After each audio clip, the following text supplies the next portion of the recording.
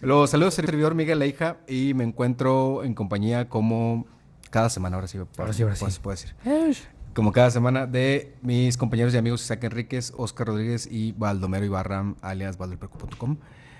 Buenas tardes, otra vez buenas tardes, qué raro. Buenas tardes en esta ocasión a los tres. Buenos días. Bienvenidos a Medicarte.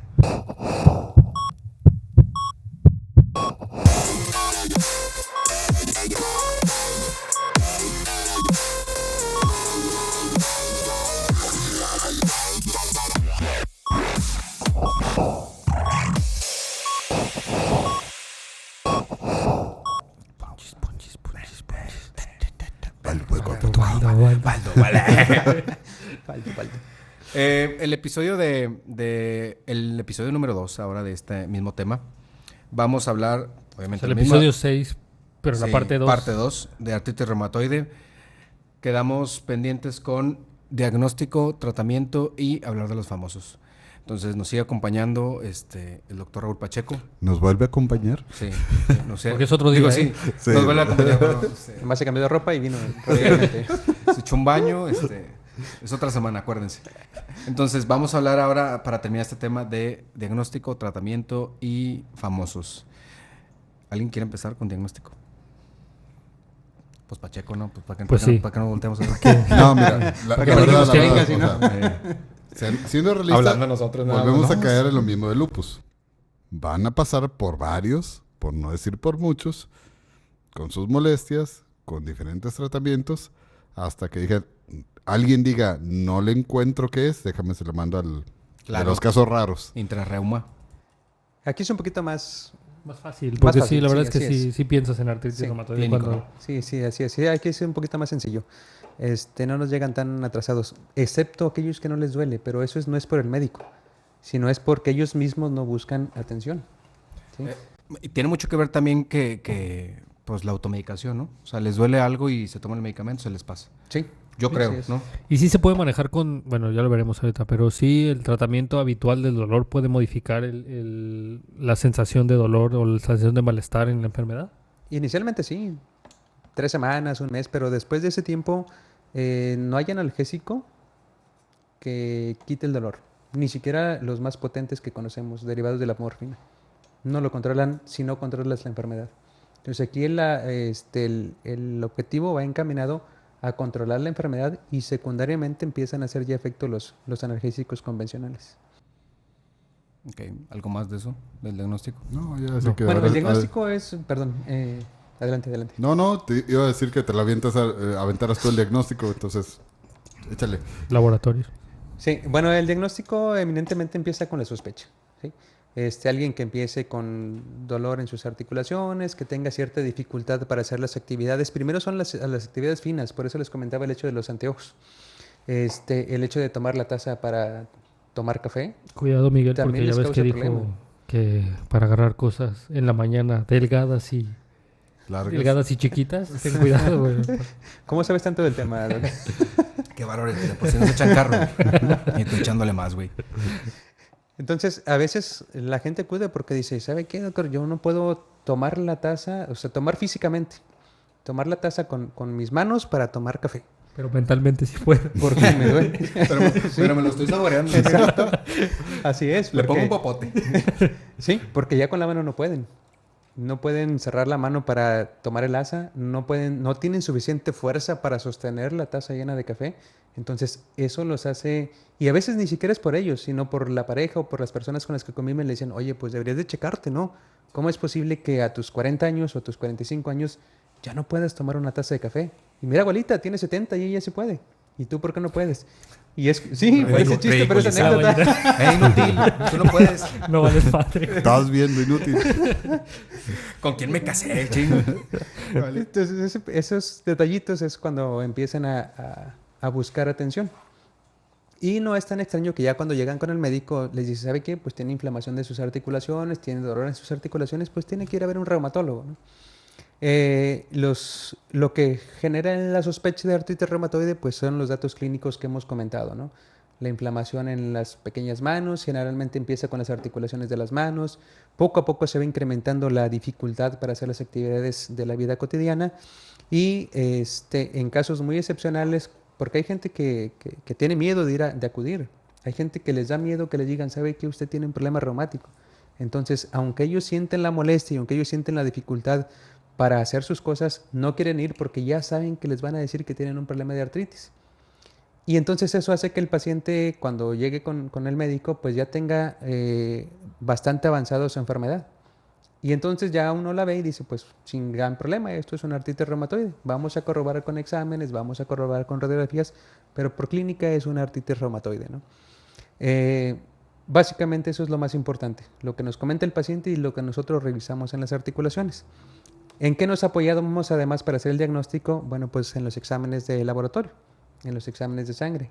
Pero como bien comentaba el doctor Enríquez, bueno, tenemos que hacer diagnóstico diferencial con otras enfermedades reumáticas que generan inflamación articular y entonces pues aquí pedimos un panel bastante elevadito para asegurarnos que efectivamente es artritis reumatoide, incluyendo, y lo debemos de solicitar, el TORCH, donde se agrega citomegalovirus, reacción de hepatitis, pruebas de función hepática, porque además nos va a servir para el tratamiento. Tenemos que vigilar que el tratamiento sea acorde a lo que el paciente necesita y tenemos que cuidar los órganos vitales como es el hígado y es el riñón. Y las radiografías. Entonces, las radiografías con alguien que tiene más de 6 meses de proceso inflamatorio, ya podemos ver las erosiones donde empieza la destrucción de los huesos, de las articulaciones, y eso nos confirma el diagnóstico. Esclerosis subcondral Sí, dependiendo de la etapa podemos ver esclerosis subcondral, aunque es más frecuente la esclerosis subcondral en la osteoartritis u osteoartrosis. Y por ejemplo, por ejemplo, la relación que hablamos de 3 a 1 con mujeres, igual si afecta al hombre, por ejemplo, como el lupus, ¿es más agresivo o es igual? No, aquí es diferente. Sí, la presentación, a diferencia del lupus, que en el varón sí es más agresiva la enfermedad, la artritis reumatoide tiene básicamente el mismo comportamiento en hombres o en mujeres. Sí, aquí no hace diferencia el género.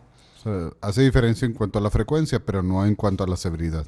Y por decir el lupus, que lo dijimos de broma, pero sí es real, el lupus, que es artritis reumatoide sobrepuesta a un lupus, ¿sí es peor igual que el lupus en el hombre o da lo mismo?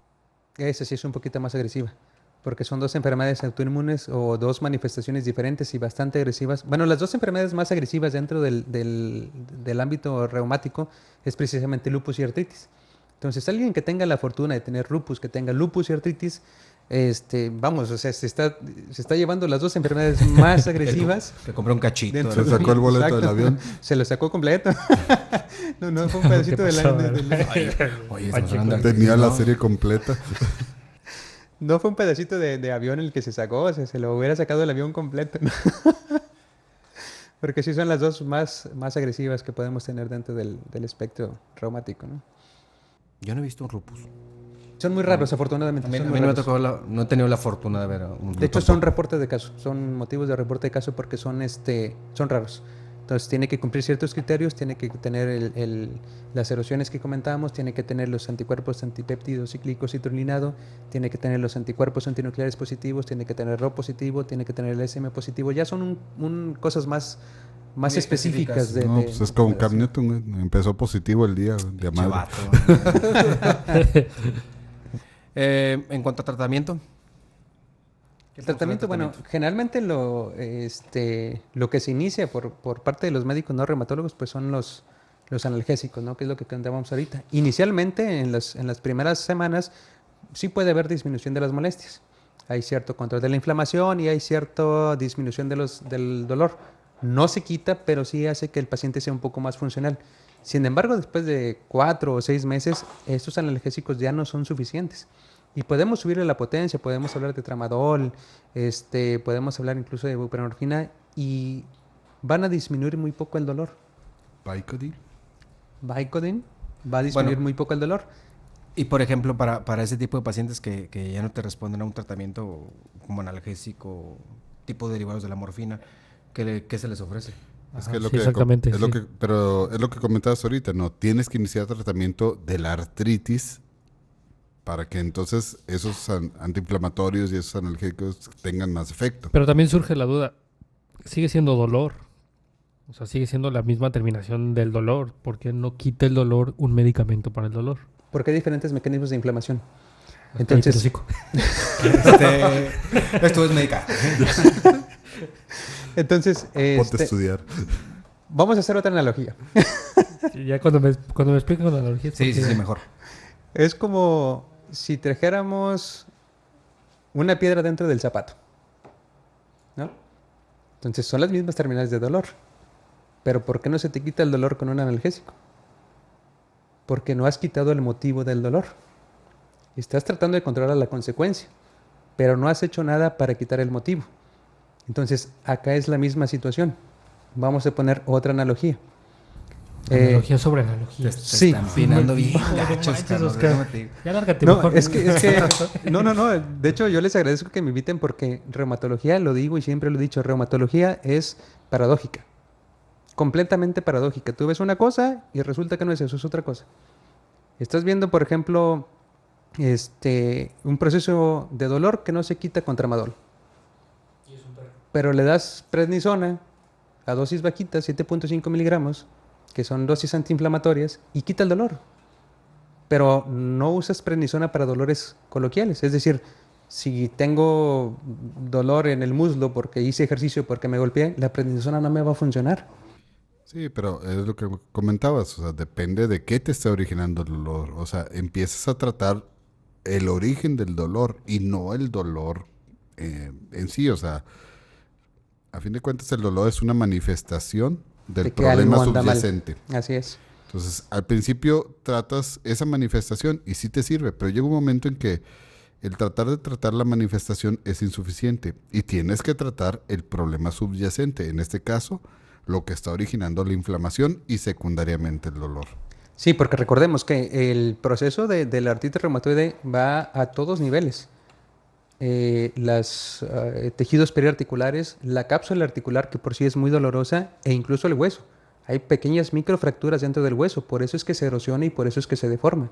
Entonces estamos hablando de pequeñas microfracturas que un diclofenaco, un sulindaco no van a ser suficientes, ¿sí? Y además de eso, todo lo demás está inflamado. Entonces aquí tenemos que iniciar tratamiento para el origen del dolor.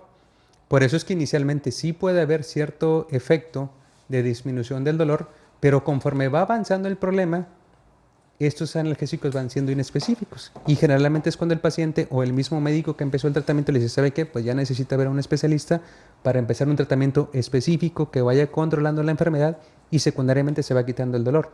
Es más, nuestros pacientes que no tienen deformidades importantes, nosotros les quitamos el dolor con los medicamentos antirreumáticos, que no son analgésicos, pero como están controlando el proceso que inicia la inflamación y el dolor, secundariamente se controla el dolor. Está sacando la piedra del zapato. Exacto. Vamos a hacer una pausa y vamos a regresar con más información sobre el tratamiento. Esto es Medicarte. Medicarte. ¿Medicarte? Medicarte.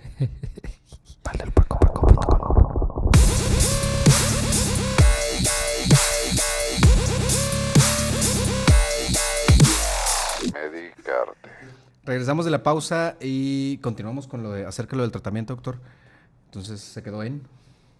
Bueno, en la otra analogía que el doctor Enríquez me recordó, el dolor es como la alarma, Sí, sobre perros. Ah, qué raro. puede ser sobre perros, vamos a decir la alarma contra incendio, ¿no? Entonces, hay un incendio y empieza a sonar la alarma. En este caso, el incendio es la analogía del proceso inflamatorio de las articulaciones y la alarma que está sonando es el dolor. Entonces, si nosotros damos exclusivamente analgésicos, es como si viniéramos y no combatiéramos el fuego. Solamente venimos y apagamos la alarma. Entonces, Eso me quitamos suena la a los consecuencia. ventiladores en urgencias. güey. Empieza a sonar la alarma del Sí, ventilador claro, y, sí. y llegan y le modifican el límite de la alarma, cabrones. No ven por qué chingados está alarmando la presión alta. Entonces, es exactamente lo mismo acá con el problema reumático. Tenemos que dar medicamentos, fármacos antirreumáticos que quitan la inflamación, quitan el dolor y tienen su efecto directamente sobre toda esa cascada de la fisiopatología que has hablado. Disminuyen el efecto de las células dendríticas, disminuyen el efecto de las células ayudadoras, disminuyen el pedir refuerzos para seguir incrementando la cascada de la inflamación y eso secundariamente va a quitar el dolor porque estamos quitando la inflamación desde el origen.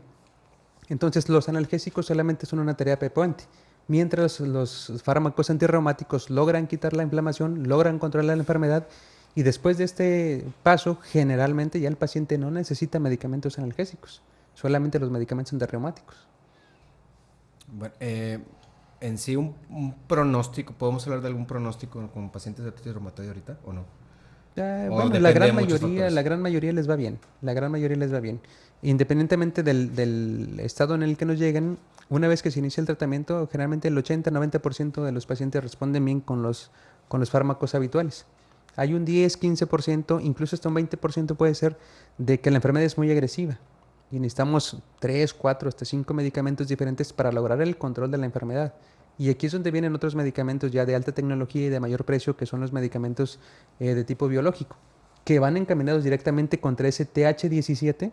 Entonces ya las células de los medicamentos van encaminados a ir directamente contra ese TH17 y a calmar su hiperactividad para disminuir su proceso inflamatorio. Pero esa línea de tratamiento ya es después de que se agotó ya todo lo que... Después de que se agotó el tratamiento convencional, así es. No es recomendable ingresar de entrada con esos medicamentos. Es como si le quieres dar pipetazo a una faringitis, güey. Oye, y digo, nos hemos enfocado o hemos hablado así en general, pero el pronóstico es igual cuando es de adulto que cuando es AR juvenil. No, definitivamente no, es completamente diferente. El 80-90% de los pacientes adultos generalmente tienen el mismo curso. Damos los medicamentos, vigilamos que esté bien el riñón, vigilamos que esté bien el hígado, se controla la enfermedad en un promedio de 3 meses, y ya mantenemos una dosis estable de medicamentos. El problema es que la artritis idiopática juvenil puede tener muchas presentaciones. Esa sí puede empezar con un tobillo inflamado, y es una artritis reumatoide juvenil.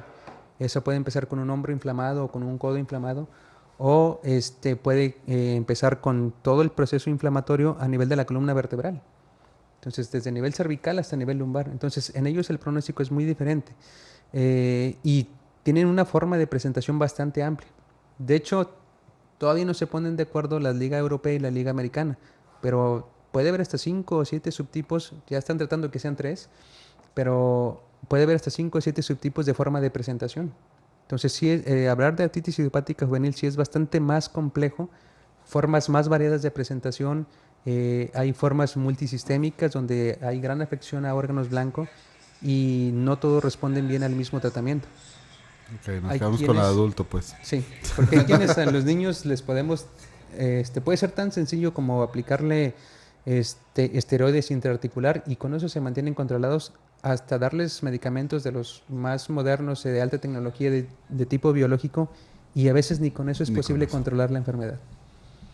Muy bien, ¿algo más que agregar de hasta aquí el tratamiento? No. ¿Sirve la moringa? Okay, ya, para retrasar. Hay cosas que, pues, no de la moringa, pero sí hay cosas o medicamentos o comidas que hagan que se manifiesten más, que tengamos que evitar. Como el higo. O los implantes. Chico, se quedó metido, güey.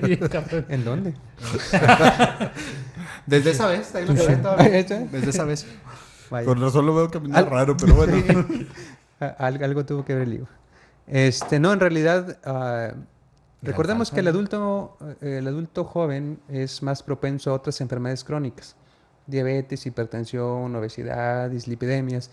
Entonces, la alimentación va encaminada a tratar de evitar que aparezcan estas otras enfermedades crónicas, porque tampoco son curables. Bueno, las enfermedades reumáticas hasta ahorita tenemos manera de curarlas, solamente se pueden controlar. Entonces, si el paciente además tiene obesidad y esto le trae otras complicaciones como problemas de corazón, cardiopatía isquémica, o si fuma, ya vimos que el tabaco sí es un factor que hace que empeore la enfermedad, pero además tiene efectos a nivel cardiovascular o a nivel pulmonar. Entonces el paciente puede necesitar medicamentos para otras situaciones médicas. Y entonces la dieta debe estar encaminada a evitar que aparezcan este otro tipo de enfermedades crónicas para evitar tener una polifarmacia. Si lo podemos controlar con 2 o 3 medicamentos, pero si además se hace diabético, se es hipertenso o sube su colesterol o triglicéridos, bueno, pues ya estamos hablando de bastantes más medicamentos por día que el paciente necesita, con más riesgo de complicaciones y de riesgo de daño a órgano blanco. ¿Algo más hasta aquí quieran agregar? No. No. ¿No? ¿Qué famosos vas a mencionar? Vamos a hablar de los famosos. De los predominantes, como lo tengo como el número 1, es David Prowse, campeón de halterofilia y actor, conocido particularmente en su interpretación de Darth Vader en Star Wars. Sí. Tuvo un papel como guardaespaldas también en La Naranja Mecánica y como el monstruo de Frankenstein en 3 películas.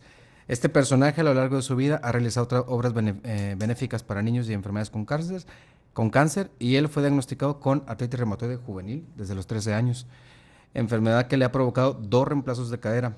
En el 2001 sufrió una parálisis en ambos brazos, lo que le llevó al diagnóstico de artritis séptica. Pregunta, porque sí tengo que hacer una pregunta. ¿Qué tan benéfico es hacer un reemplazo de alguna articulación en esta enfermedad, en la artritis reumatoide? Bueno, llega el momento en que, por ejemplo, él en aquellas épocas seguramente la terapéutica contra los problemas reumáticos no estaba tan avanzada y eso hizo que él tuviera destrucción articular.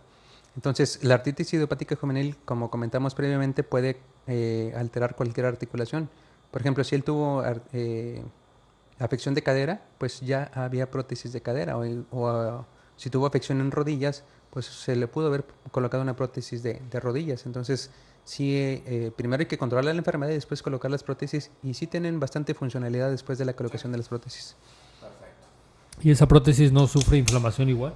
Por eso hay que controlar primero la enfermedad, porque sí puede generarse proceso inflamatorio. Sí, porque al final del día no es la articulación inflamada, sino la sinovial, ¿no? Así Lo que es, cubre la todo lo que inflamación. lo recubre y los tejidos periarticulares. Entonces, sí, un requisito para colocar una prótesis es que la enfermedad de base esté completamente controlada. Y anteriormente les quitábamos los fármacos antirreumáticos. Actualmente la tendencia es no quitarle los fármacos antirreumáticos precisamente para evitar que haya una recaída de la enfermedad durante la convalecencia, que puede llevarlos a más complicaciones o incluso a favorecer el rechazo. Muy bien. ¿No? ¿Otra duda, no? No. Vamos Vamos a a lo- pensando en I'm your father.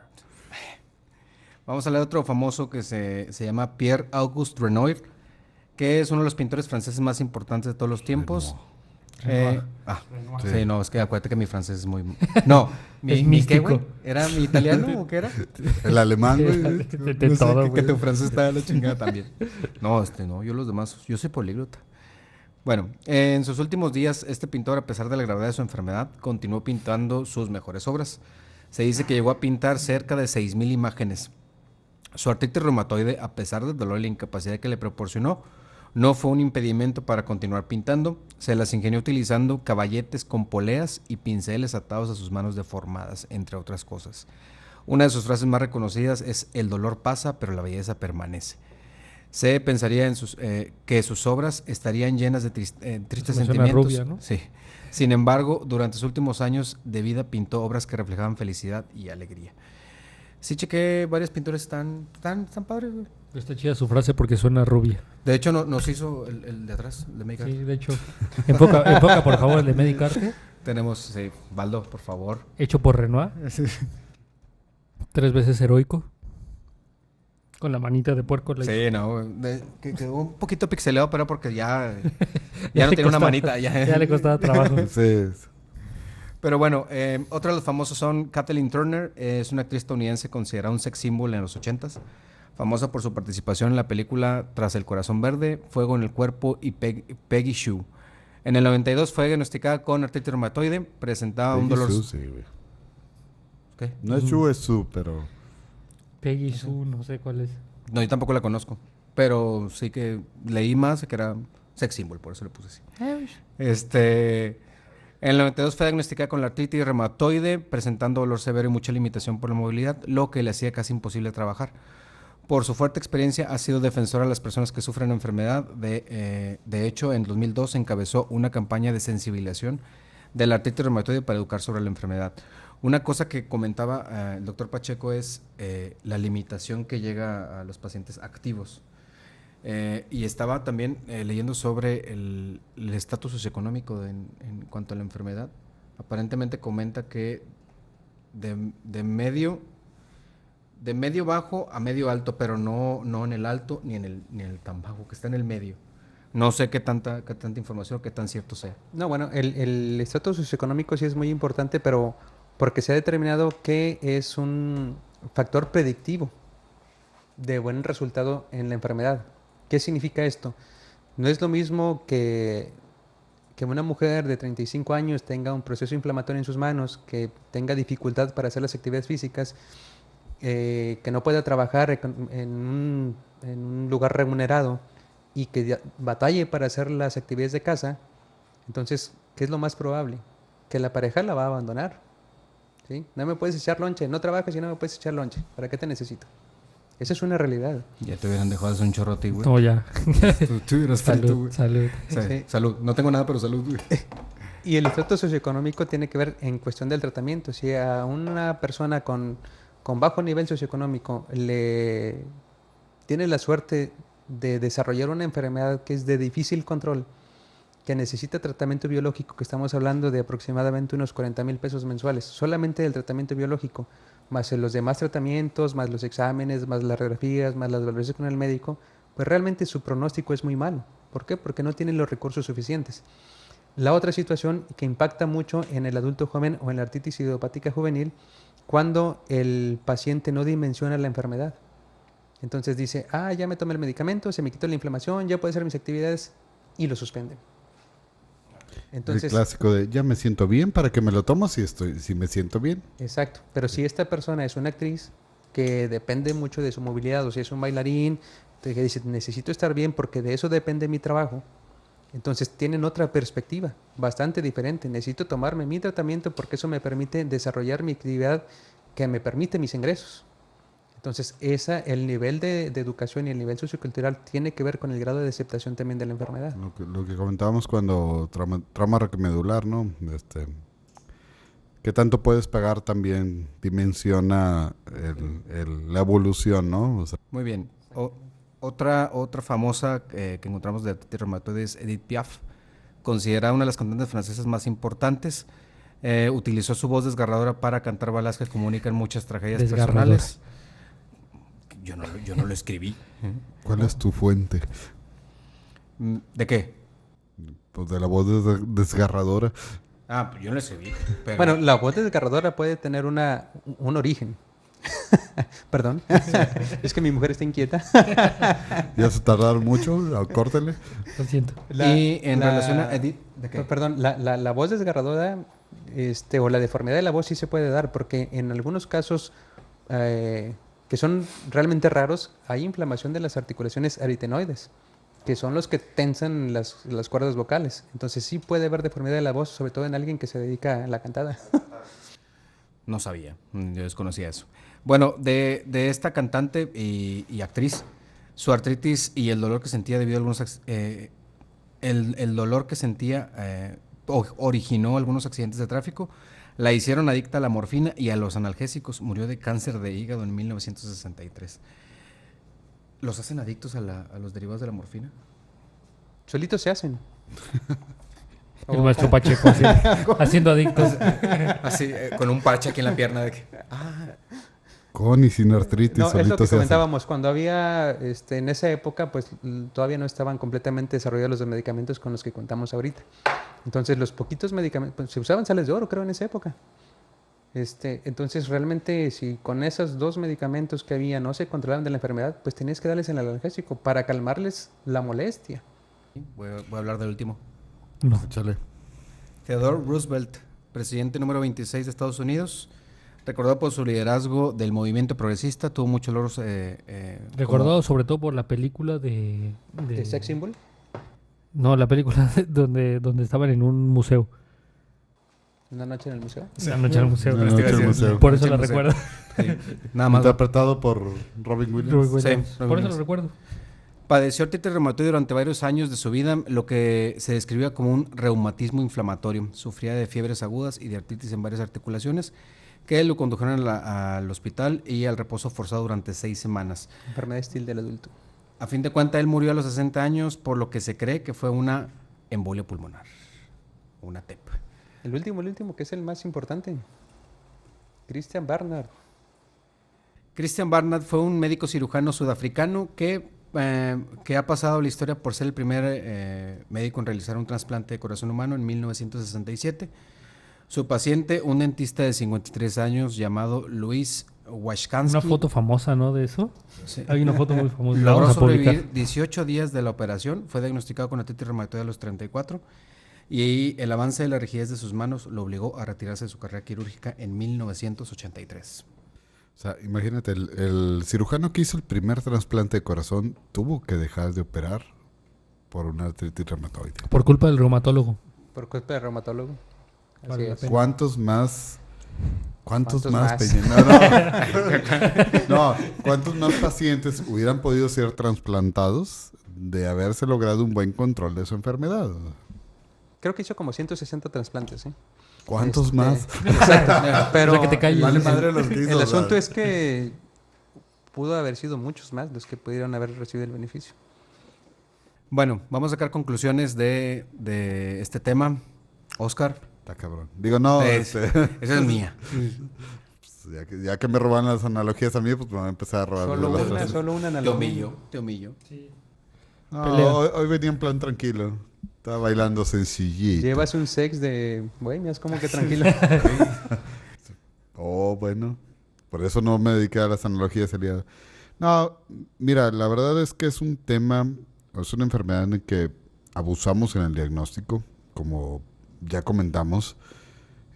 Muchas osteoartrosis, que yo también no me gusta decirles osteoartritis, son catalogadas por artritis.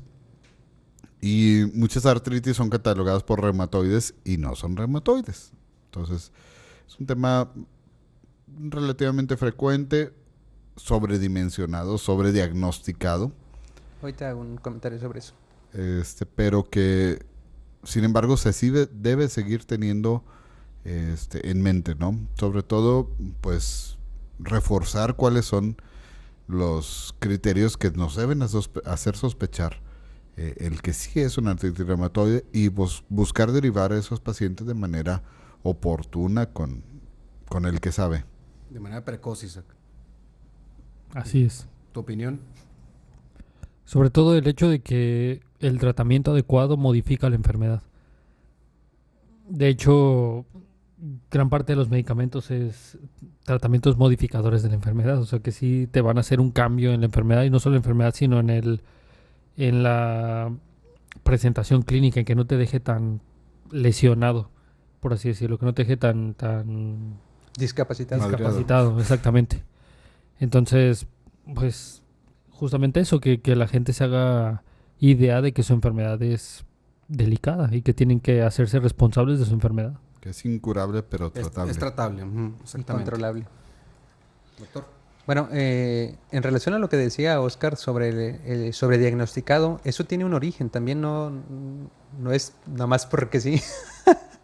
El problema es que clásicamente se ha pensado que el factor reumatoide, que es un examen de laboratorio, diagnostica artritis reumatoide y diagnostica todas las enfermedades reumáticas. Pero el factor reumatoide es una sustancia que se nos hace positivo simplemente por edad. Es una sustancia que no necesariamente está presente en todos los pacientes con artritis reumatoide y que su presencia, si nos sale positivos, no nos hace tener la enfermedad. Aquí es donde comentaba yo el hecho de que reumatología es paradójica y es difícil en ese sentido. ¿Por qué? Porque hay pacientes con artritis reumatoide que no tienen factor reumatoide positivo y hay pacientes que tienen factor reumatoide positivo que no tienen artritis reumatoide. Y esto puede hacer que se sobrediagnostique la enfermedad. Los seronegativos y seropositivos. Así es. Y factor reumatoide incluso después de los 40 años, hasta el 5%, algunas series dicen que hasta el 33% podemos tener factor reumatoide positivo, simplemente nomás por rebasar los 40 años. No por significa que edad tengamos nada la más. enfermedad. Oye, de las cerebrolicinas luego platicamos otro episodio. De las pinches reacciones febriles. De la- febriles, sí, que oye, no deberíamos hacer tienen- uno de esos. Sí. Laboratorios que sirven para dos cosas, para nada y para pura chingada. Sí. Bueno. Síguele, ¿Algo más, ya. doctor? Solo eso. Bueno, cerramos con este tema muy interesante, un tema más interesante de reumatología. Que ahora nos llevó dos Nos partes. llevó dos partes ahora sí. Ya lo comentó Oscar, ya lo comentó Isaac, tratable la enfermedad, lo ideal es obviamente un diagnóstico temprano y obviamente pensar, sospechar de esta enfermedad y enviarlo obviamente con el especialista. Pues aquí está en este caso el doctor Raúl Pacheco, cualquier reumatólogo. Y pues nada más, tratable hasta el momento. Hay muchos medicamentos actualmente para tratar la enfermedad, modificar la enfermedad. Y pues nada más. ¿Algo más que tenga que agregar? Nada. ¿No? Entonces esperemos que nos veamos la próxima semana con diferente ropa también. Para un nuevo episodio interesante de Los Famosos. Y muchísimas gracias, doctor, por acompañarnos una vez más con un tema muy interesante de reumatología. 2 semanas consecutivas. 2 semanas consecutivas, es cierto. Un placer. Sí, muchísimas gracias. ¿Algo más que quieran agregar ustedes? No, pues No. nada más esperemos que les guste este nuevo formato de episodios más De 30 cortos. minutos. Son más cortos, sí. Que nos hagan sus comentarios sobre temas que quieran sobre los episodios. ¿Baldo? No estaba grabando. Bueno, pues muchísimas gracias. Nos vemos en el próximo episodio. Y esto es Medic Arte. ¿Medicarte? Medic Arte. Medicarte. Ay, sí, pero chingado.